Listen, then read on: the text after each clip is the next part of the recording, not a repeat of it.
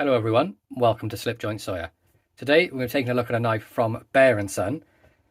Comes in the standard style box. You've got the black and yellow box here. Bear & Son cutlery, their logo, shield. On the side then you have Everyone Respects a Bear, made in the USA. Bear & Son's crafted in Jacksonville, Alabama. Same on this side, and then a bit more information on this side. Website, full lifetime warranty, a warning. And you can see we're taking a look at the 4-inch Heritage Walnut Large Barlow. And the model number for that is C2180. See that on the end there. And that's it for the box. Inside the box then you have this little bit of paper, a bit about the warranty, how you can sort of set that up online. Bear & Son's Cutlery and Bear Ops are the two sort of manufacturers they deal with. Thank you for your purchase, la la la la. Scan that if you wish to know more information. Knife itself then comes in this little tiny baggie, nice little touch to add to it. It is cool getting this sort of thing, but to be honest, this will now live in the box for eternity, as I don't really tend to carry my knives and things like that. I prefer a leather slip, but it's nice to have a little bit of a freebie in there with that. But here it is. This is the 4-inch Heritage Walnut Barlow. As you'd probably imagine, it's 4-inch close, hence the name. We have nickel silver bolsters on here. We have the carbon 4th generation shield, letting us know that this is a carbon steel knife, and this is in 1095. One of my favourite steels, and honestly, I'm blown away by this one. I know I was a little bit let down with the Bone Stag version. If you saw my previous video on that, it had some cracked pins, things like that. But this one, I would say, is at least a solid 9 out of 10, if not more, on the fit and finish sort of scale. But let's take a look around the knife. So we have nickel silver pins as well as a nickel silver bolster. We have these really wonderful, vibrant walnut covers on here. I love the grain on this. It catches the sunlight absolutely perfectly. When you move it, you can see the colour going through the walnut. On the other side, a little bit darker here, but you can see it's just due to the grain. So the colour match, I would say, is pretty good. Again, nickel silver bolster, nickel silver pins. All the pins are flush. The only difference you can really feel is when you go from the wood to the bolster. Obviously, it's a different texture, so you can feel the transition, but not to the point where you can catch your fingers on anything. Same with the front. It's all done very well. Fit and finish on this on the back spring. Honestly, I've held it up to the light. I've shone a flashlight through it. Maybe just about, you can't really tell on the camera, but there is like the tiniest little gap just about here. If you get the light right, you can kind of see it. And there you go, you can see it just here. But honestly, no light comes through it, so it's so minor. Blade centering is a little off to the pile side of the knife, but nothing chaotic. It's nowhere near touching, and honestly, as long as it's not rubbing, I'm pretty happy. As long as the blade isn't slapping around in the channel and it's not scratching on the liner, it really doesn't bother me at all.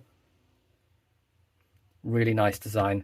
I really enjoyed the Bone Stag one, and I just wished that was carbon steel, but when I saw this come up on Cyclair, I had to pick it up immediately. As soon as it was available, I was smashing by it now. You can see you got full width of the blade close of 1¼ inches. This is going to have a half stop, so you can see we've got the squared off tangs, and you'll also notice there's something quite, I'm not going to use the word modern, but they're using steel liners on here instead of brass liners. And to be honest, with contrast to the wood, I actually quite like that. So you've got like the dark wood into the light, the shiny side, and then into the wood again. I think that's a really nice touch they've done. Nice walk and talk. I would say the pull's about a 6 to a 6.5 on this one.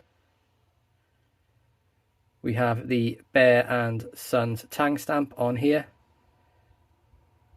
And on the back, you can see we have CS and USA. The CS obviously standing for carbon steel, and that being 1095.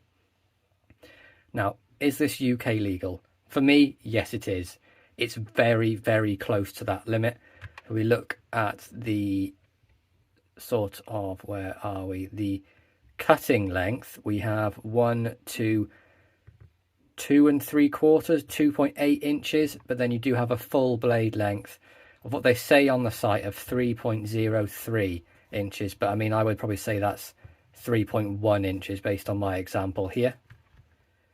Nice long pull on there, really nice abrupt swedging towards the end. That's the style I really prefer, and they've done it so well over the top of the Sheepsfoot here. Grind on this one, pretty even all the way along. I will say it's not quite sharpened all the way to the edge here, but I mean, a little bit of a touch up with a diamond file and I can sort that out in no problem at all. Nice sharpening choil. The reverse side, pretty much even all the way along as well, and you can see this side is sharpened all the way to the edge, so honestly that's not really much of a gripe for me. I normally sort of sharpen my knives when I get them. I like to put my own sort of angle on them anyway. This one, I will say, screaming sharp out of the box. It was really sharp, I gave it a strop, and now it is hair popping sharp. So whoever sharpened this, kudos to you. You've done an absolutely fantastic job. Almost a mirror polish then on this blade. You can kind of see it looks like it's been hand sort of finished. I believe they are. See this absolute fingerprint magnet. But you can see if I wipe my fingerprints off, just about make out the lines on there.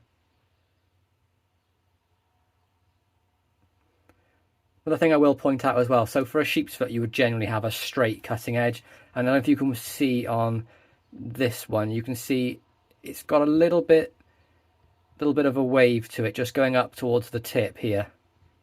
But I mean, I'm really nitpicking now. I love this thing. I opened it, as with any sort of new knife, I was concerned, just wanted to make sure the fit and finish was good, especially, you know, case, sometimes their fit and finish is a bit wobbly. Some other manufacturers is a bit wobbly, and I really want this one to be like outstanding, and to be honest, it is. I love this thing. Decent walk and talk as well. Half stop, full close position. No sign of any blade wrap whatsoever. You can see it's nice and clean inside the channel as well. Wonderfully constructed, halved in, absolutely fantastic. I can't feel any sharp edges at all. Tangs nicely rolled over, nothing on the corners here. In the open position, nothing catching at all. And a firm grip. Honestly, I've always thought that this sort of 4-inch handle would be too big for me because I don't have the largest hands. But honestly, I think it's pretty good.